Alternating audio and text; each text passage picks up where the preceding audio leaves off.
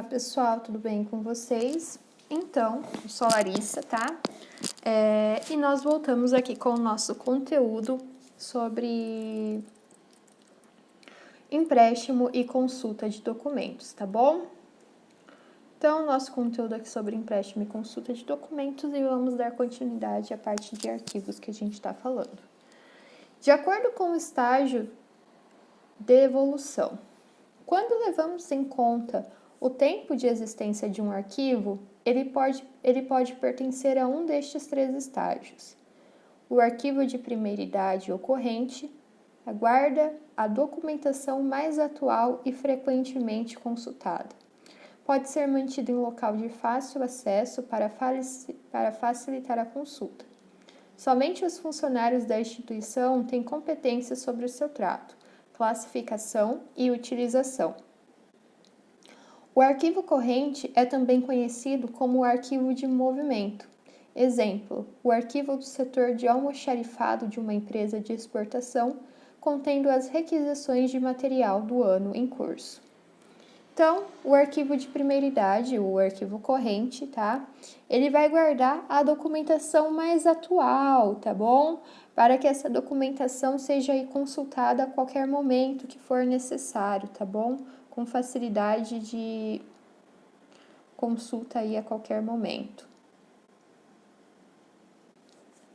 Já o arquivo de segunda idade ou intermediário inclui documentos que vieram do arquivo corrente, porque deixaram de ser usados com frequência, mas eles ainda podem ser consultados pelos órgãos que os produziram e os receberam, se surgir alguma situação idêntica àquela que os gerou. Não há necessidade desses documentos serem conservados nas proximidades das repartições ou escritórios, e a sua permanência no arquivo é transitória, uma vez que não apenas guardado para serem eliminados ou remetidos ao arquivo permanente. Exemplo, o arquivo dos 10 últimos anos da documentação de pessoal de uma empresa. Então, o arquivo de segunda idade ou arquivo intermediário é aquele arquivo que veio da evolução da primeira idade, tá? Foi um arquivo que deixou de ser usado com frequência e passou a ser um arquivo de segunda idade ou intermediário. A exemplo disso são os arquivos dos últimos 10 anos de uma documentação de pessoal de uma empresa. Provavelmente essa empresa nos últimos 10 anos deve ter contratado e demitido a maior parte dos seus funcionários e por isso é uma documentação que deixa aí de ser tão usada pela empresa, tá bom? Passando a ser um arquivo de segunda idade. Porém, nós temos ainda o arquivo de terceira idade ou permanente. Nele se encontram os documentos que perderam o valor administrativo e cujo uso deixou de ser frequente. É esporádico. Eles são conservados somente por causa do seu valor histórico, informativo para comprovar algo de fins de pesquisa geral, permitindo que se aconteça como os fatos evoluíram. Esse tipo de arquivo é o que denominamos arquivo propriamente dito. Exemplo, o arquivo de uma Secretaria de Estado com os planos de governo do início do século. Então, os arquivos de terceira idade já são arquivos aí que não tem mais valor nenhum, tá? Eles apenas contêm o valor histórico, mas eles já não precisam ter alguma validade, né? Não são mais comprobatórios sobre nada. E o que a gente pode ter nesses arquivos de terceira idade? Documentos aí já sem validade, né? Arquivo de uma Secretaria de Estado, já que o governo foi no início do século. Arquivos de empresas que já têm aí mais de 100 anos, por exemplo, é outro tipo de arquivo de terceira idade ou permanente. Então, esses foram nossos 3 tipos de arquivo, tá bom? Que foram, então, o arquivo de primeira idade, o arquivo de segunda idade e o arquivo de terceira idade. E agora, de acordo com a extensão da atenção, os arquivos se dividem em arquivo setorial, estabelecido junto aos órgãos operacionais, cumprindo as funções de um arquivo corrente. Exemplo, o arquivo da contabilidade de uma empresa comercial. Arquivo central ou arquivo geral.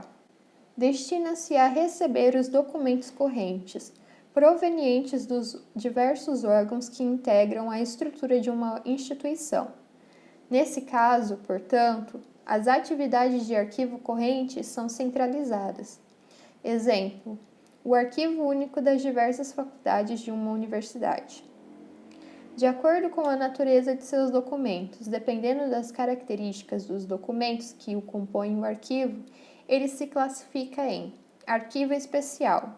Guarda documentos de várias formas físicas como discos, fitas, disquetes, fotografias, microformas, fichas microfilmadas, slides, filmes, entre outros.